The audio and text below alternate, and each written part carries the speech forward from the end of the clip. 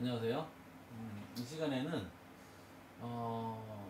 고대 그리스에서부터 비롯되었다고 생각해도 좋은 과학, 서양 과학의 논리에 대해서 간단히 좀 훑어보겠습니다.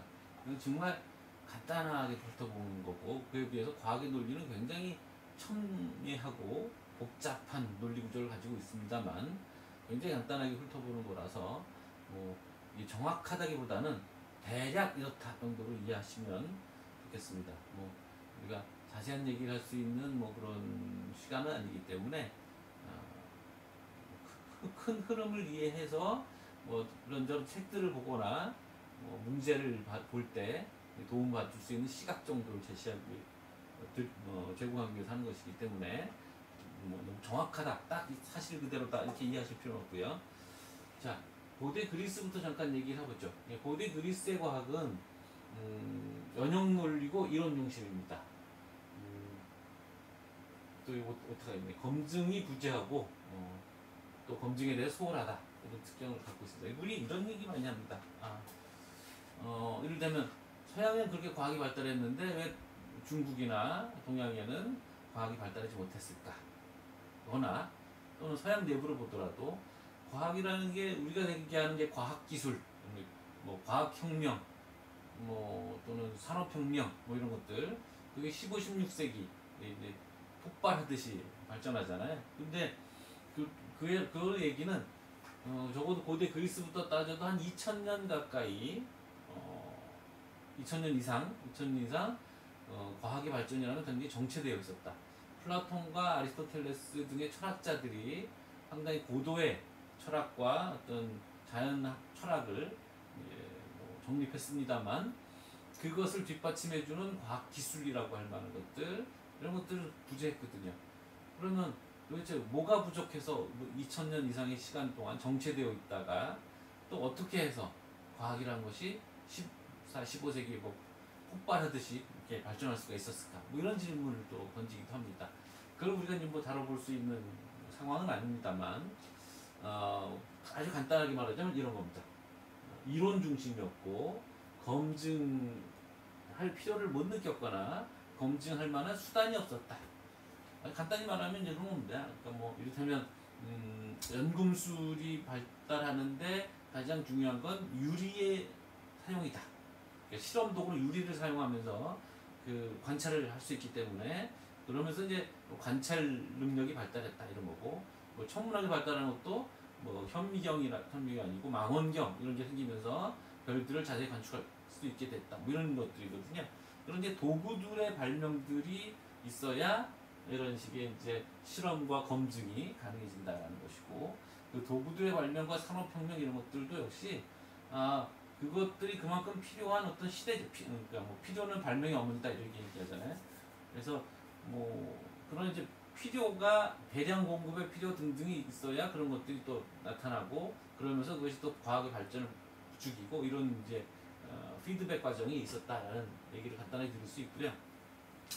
그래서 플라톤은 자연에 대한 수학적 모델을 만들었습니다. 천문학도 그렇고, 그래서 자연을 수학적으로 이해하려고 하는 플라톤의 또 선구적인 노력이 있었고, 그리고 이제 목적론적인 세계의 이해를 갖고 있었죠. 그래서 세계가 존재하는 이유, 그거에 맞춰서 세계가 운행되고 있다라는, 그러니까 이성적인 세계인 거예요. 그래서 결국은 아리스토텔레스 어느 정도는 이제 그런 편이긴 한데, 아리스토텔레스는 수학적 모델이기보다는 생물학적 모델, 그러니까 생명이 태어나서 성장해서 성체에 이르는 과정 자체를 하나의 자연의 한 모델이라고 생각을 한 것이고요.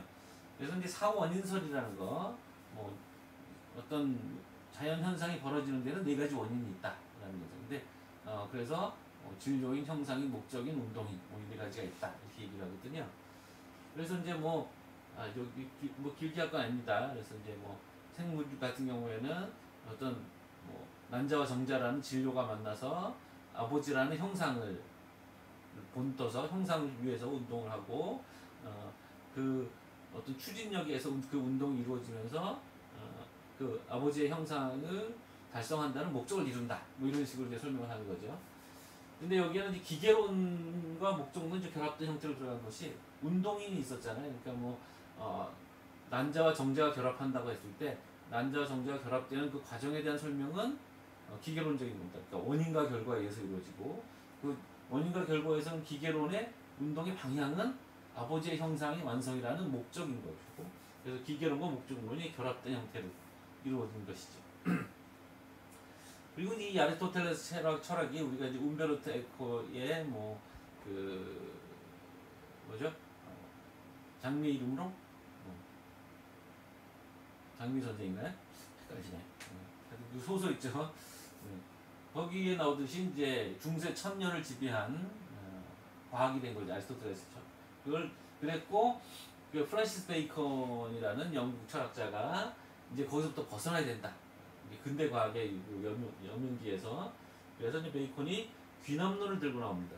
귀남론을 들고 나온 책 이름이 노붐 오르가논이고 노붐이라는 것이 새로운이라는 뜻이고 오르가논이 도구라는 뜻인데 오르가논은 아리스토텔레스의 논리학 저작들을 묶어서 통칭하는 이름이에요.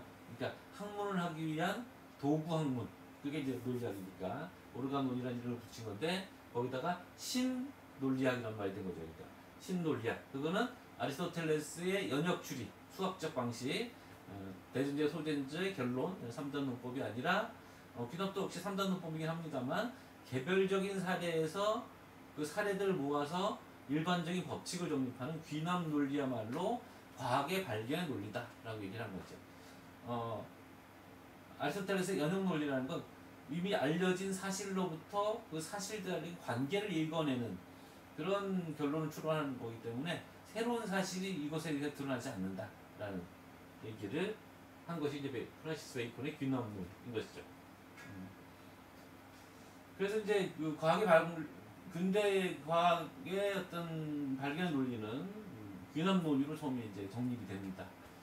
근데 이제 사실은 뭐 과학자들은 철학이 경도된다기보다는 자신들의 연구를 하는 과정에서 이런저런 방법론들이 계속 개발이 되겠습니다만 귀납의 한계가 있어요. 귀납이라는 거는 관련된 사례들 다 모아서 그걸 가지고 일반 법칙을 정립하는 거잖아요. 그러니까 이를테면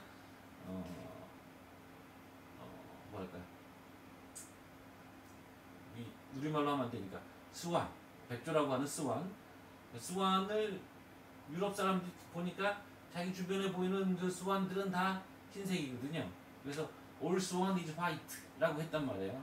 그 귀납에 의해서 이루어진 일반 법칙이죠. 근데 오스트리아에서 블랙 스완이 발견된 거예요. 그래서 왜 그 백조의 호수 거기 보면 이제 까만 스완이 나오죠. 예. 그래서 이제 그러면서 그게 깨진 거죠. 그러니까 귀납이라는 거는 공간적이나 시간적이나 또는 인력적으로 제한이 되는 거예요. 그러니까 공간적이라는 거는 뭐 유럽에서는 화이트 스완만 있지만 오스트레일리아에는 블랙 스완이 있단 말이에요. 그러니까 공간적으로 제약되어 있고 또 시간적으로 제약되어 있는 것은 경험 가능한 시간이라는 것은 지금까지죠. 그렇잖아요. 그러니까 근데 올 스완 이즈 화이트라는 어떤 일반 명제는 시간을 초월하는 명제란 말이죠. 그래서 그 귀납은 시간적 제한, 현재 시간에서만 경험 가능한 것이고 인력이라는 건 사람은 누가 가서 모든 곳에 다 있을 수가 없으니까 모든 시간대 그러니까 이제 그런 문제가 있고 그래서 이제 현대 과학의 법칙이라는 건 필연적이기를 추구하잖아요. 뭐 맞다 틀리다 하면 우리가 과학을 신뢰할 수 없잖아. 그러니까 뭐 여기서 로켓을 쏘고 뭐 화성에 그 우주선을 쏘는데 그 우주선에 날아가는 뭐 법칙이 그때 틀리면 우리가 할 수가 없잖아요. 그러니까 필연적이어야 되는 거죠. 귀납만 가지고 완전 필연적인 얘기를 할 수 있겠느냐 뭐 이런 겁니다만 오히려 이제 이런 경향은 오히려 약화돼 갑니다. 그래서 지금도 아직 논란의 문제가 있다고 봅니다만 아직 개발적인 거니까 그 추측과 논박이라고 칼 포퍼라는 독일 과학자는 아니고 철학자가 이제 쓴 책인데 추측과 논박. 그러니까 귀납으로 과학의 발전이 이루어지는 게 아니고 가설 연역적 방법을 사용하는 것이다. 지금 무슨 소리냐면 어떤 한 가지 사례를 보고 그 사례를 설명할 수 있는 가설을 제안하고 그 가설이 실제랑 맞는지 안 맞는지를 맞춰볼 수 있는 어떤 검증 과정을 거치는 거다. 이게 사실 어떤 점에서는 그래서 그 부분에서는 균합적이죠. 그러니까 예를 들면 박쥐가 동굴을 캄캄한 동굴을 잘 날아다닌다. 가설을 던지는 거예요. 왜 어떻게 잘 날 수가 있을까? 예를 들면 박쥐의 귀는 이제 박쥐 박쥐의 눈은 뭐 매우 아무리 어두운 곳에서 다 볼 수 있다. 뭐 이런 이제 가설을 세우는 거죠. 그래서 잘 날아다니는 거다. 그럼 그걸 어떻게 검증하냐? 박쥐의 눈을 가리는 거죠. 박쥐의 눈을 가리고 날렸는데 그래도 여전히 잘 날더라는 거죠. 그럼 이 가설은 틀린 거죠. 그래서 그 박쥐는 우리가 알고 있듯이 귀로 자기 소리를 쏴서 초음파를 쏴서 귀로 들어서 그 벽과의 거리를 계산해서 날아다니는 거 아니에요. 그래서 귀를 막았더니 이제 뭐 부딪히고 난리가 난 거죠. 그래서 그러면 이 가설이 참이 되느냐? 정확히 말하면 가설이 아직 거짓이 되지 않은 거죠. 그래서 아직까지는 유효한 가설로 인정합니다. 뭐 이런 식으로. 그러니까 물론 우리가 이제 그렇게 되면 이제 검증이 됐다라고 일반적으로 말합니다만 엄밀하게 논리적으로는 아직 반박이 안 됐다라고 얘기하는 거죠.